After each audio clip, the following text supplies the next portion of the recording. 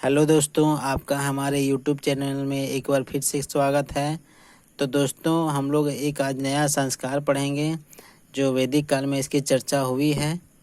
तो ये उसका जो बोला जाता है उसको उपनयन संस्कार बोला जाता है। तो ये क्या है और इसमें क्या क्या नियम, क्या क्या विधि विधान होते हैं, तो इसके बारे में हम देखते हैं और चर्चा करते हैं। तो यहाँ पे देखिए, उपनयन संस्कार जिसमें जनेऊ पहना जाता है और विद्या आरंभ होता है। तो उपनयन संस्कार में जनेऊ को पहना जाता है और विद्या आरंभ हो जाती है। तो जनेऊ पहनने के लिए मुंडन और पवित्र जल से स्नान करना इस संस्कार के अंग हैं।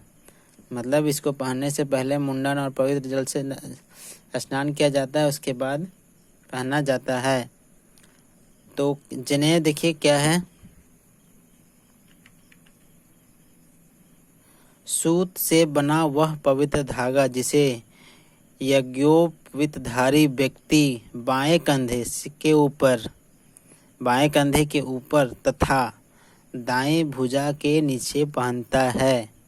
ये बहुत इम्पोर्टेंट बात है कि जो व्यक्ति होता है वो बाएं कंधे के ऊपर होता है जनेऊ और दाएं भुजा के नीचे होता है।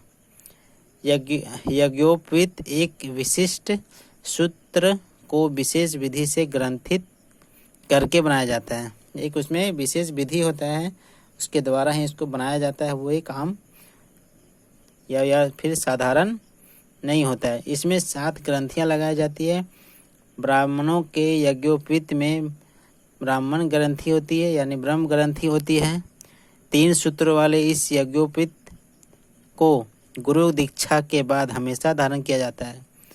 3 सूत्र हिंदू त्रिमूर्ति ब्रह्म, विष्णु और महेश के प्रतीक होते हैं। जो 3 सूत्र होता है उसमें वो हिंदू त्रिमूर्ति जो है जिनको ब्रह्म विष्णु और महेश का प्रतीक माना जाता है। तो अपवित्र होने पर यज्ञोपवीत बदल लिया जाता है। अपवित्र होने पर वह बदल दिया जाता है। बिना यज्ञोपवीत धारण किए अन्न जल ग्रहण नहीं किया जा सकता है। मतलब उसको जब तक धारण नहीं कीजिएगा तब तक वो सब ग्रहण नहीं करना है, अन्न और जल। हिंदू धर्म में प्रत्येक हिंदू का यह कर्तव्य होता है कि उसको जनेऊ पहनना चाहिए। तो हिंदू धर्म में प्रत्येक हिंदू का कर्तव्य है कि जनेऊ पहनना और उसके नियमों का पालन करना। हर हिंदू जनेऊ नहीं पहन सकता है। सिर्फ 3 वर्णों को ये अधिकार दिया गया है। शूद्र वर्ण को जनेऊ पहनने का अधिकार नहीं दिया गया। अगला पॉइंट में है कि जिस लड़की को आजीवन ब्रह्मचर्य का पालन करना हो वह जनेऊ धारण कर सकती है। जिसको जीवन भर शादी नहीं करना हो, जीवन भर ब्रह्मचर्य का पालन करना हो, वह लड़की भी जनेऊ धारण कर सकती है। ब्रह्मचारी 3 धागों की और विवाहित व्यक्ति 6 धागों की जनेऊ पहनता है। मतलब जो अविवाहित है उसका जनेऊ 3 धागों का होगा, जो विवाहित है उसका जनेऊ 6 धागों का होगा। तो यज्ञोपवीत के 6 धागों में से 3 धागे स्वयं के होते हैं और 3 धागे पत्नी के बतलाए गए। मतलब जो शादीशुदा नहीं होता है उसको 3 धागे वाला जनेऊ पहना जाता है, उसका जो खुद का होता है। और यदि कोई 6 धागे वाला जनेऊ पहना है तो मतलब वो शादीशुदा है और वह जो 3 धागा उसको स्वयं के लिए है और 3 धागा पत्नी के लिए है।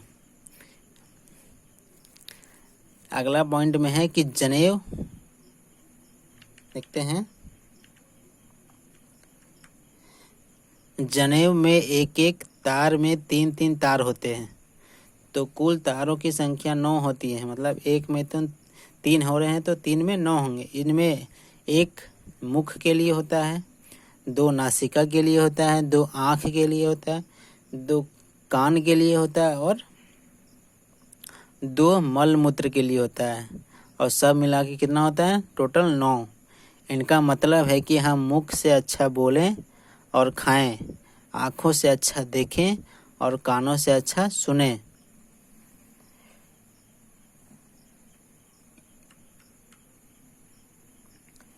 जनेऊ में 5 गांठ लगाई जाती है। इसे प्रवर कहते हैं, जो ब्रह्म धर्म अर्थ काम और मोक्ष का प्रतीक है। ये 5 यज्ञों, 5 ज्ञानेंद्रियों और 5 कर्मों के भी प्रतीक हैं। प्रवर की संख्या 1, 3 और 5 होती है। जनेऊ की लंबाई 96 अंगुल होती है, क्योंकि जनेऊ धारण करने वाले को 64 कलाओं और 32 विद्याओं को सीखने का प्रयास करना चाहिए। 32 विद्या में है 4 वेद से है, 4 उपवेद से है, 6 अंग से है, 6 दर्शन से है, 3 सूत्र ग्रंथ से और 9 अरण्यक से है। और ये सब मिला के 32 विद्या होती है। अब देखिए मुख्य पॉइंट है जो जनेऊ के नियम क्या क्या होते हैं।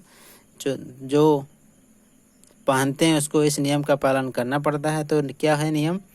जनेऊ बाएं कंधे से दाएं कमर पर पहनना चाहिए। मल मूत्र विसर्जन के दौरान जनेऊ को दाहिने कान पर चढ़ा लेना चाहिए। आपने भी देखा होगा, हमने भी देखा और बहुत से लोग ऐसा करते भी हैं। यदि आप भी जनेऊ धारण करते होंगे तो आप भी ऐसा करते होंगे। और हाथ स्वच्छ करके ही उतारना चाहिए। इसका मूल भाव है कि जनेऊ कमर से ऊंचा हो और अपवित्र ना हो। मतलब एक यहाँ पे नियम है कि जनेऊ कमर से ऊंचा होना चाहिए ताकि वो अपवित्र ना हो। यह बेहद ज़रूरी होता है। क्या क्या लाभ हैं जनेऊ पहनने के? तो जनेऊ पहनने वाला व्यक्ति ये ध्यान रखता है कि मल मूत्र करने के बाद खुद को साफ रखना है। इससे उसको इन्फेक्शन का खतरा कम हो जाता है। अर्थात जनेऊ पहनने वाला व्यक्ति सफाई नियमों में बंधा होता है। यह सफाई उसे दांत, मुंह, पेट, कृमि, जीवाणुओं के रोगों से बचाती है। मतलब जनेऊ पहनते हैं और मल मूत्र के जाने के बाद उसको ये साफ सफाई खुद को, हाथ को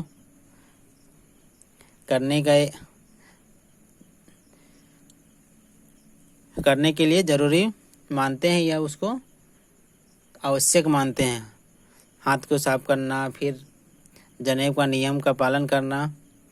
तो इससे एक फ़ायदा होता है कि वो अपने आप को साफ सफाई रखने में बंध जाते हैं और उसके बिना वो अपने आप को अशुद्ध मानते हैं बिना साफ सफाई किए हुए। तो दूसरा पॉइंट है कि जनेऊ को दाएं कान पर धारण करने से कान की वह नसें दबती है जिससे मस्तिष्क की कोई सोई हुई नसें कार्य करने लगती है।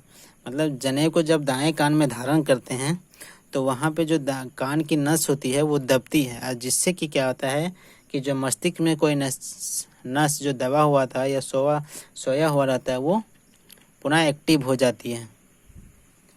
तीसरा लाभ बताया गया है कि दाएं कान की नस अंडकोश और गुप्तेंद्रियों से जुड़ी होती है। मूत्र विसर्जन के समय दाएं कान पर जनेऊ लपेटने से शुक्राणुओं की रक्षा होती है।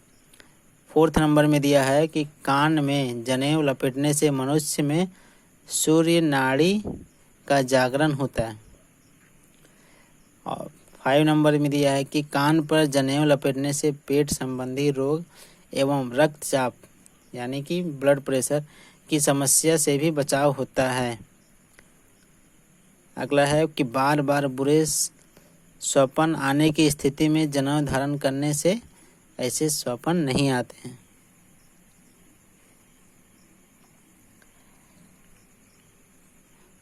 सातवां लाभ है कि जनेऊ के हृदय के पास से गुजरने से यह हृदय रोग की संभावना को कम करता है, हार्ट अटैक को कम करता है, क्योंकि इससे रक्त सुचारू रूप से संचालित होने लगता है।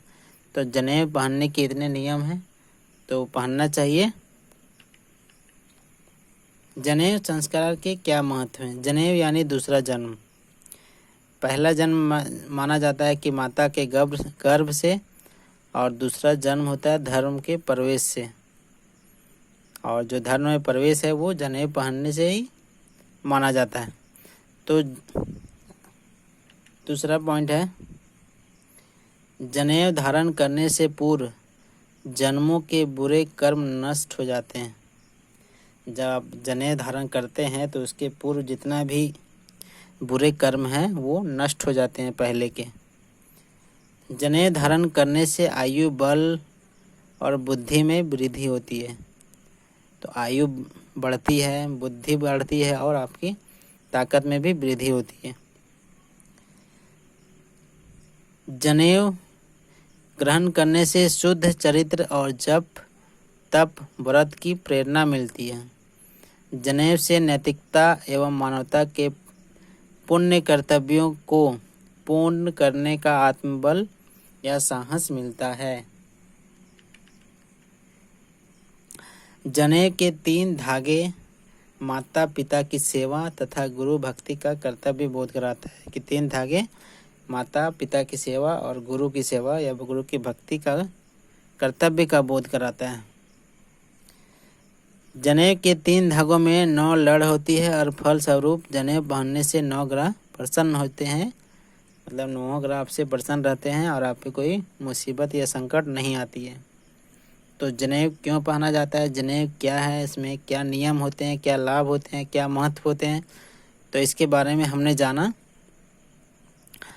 और इसको उपनयन संस्कार के अंतर्गत रखा जाता है।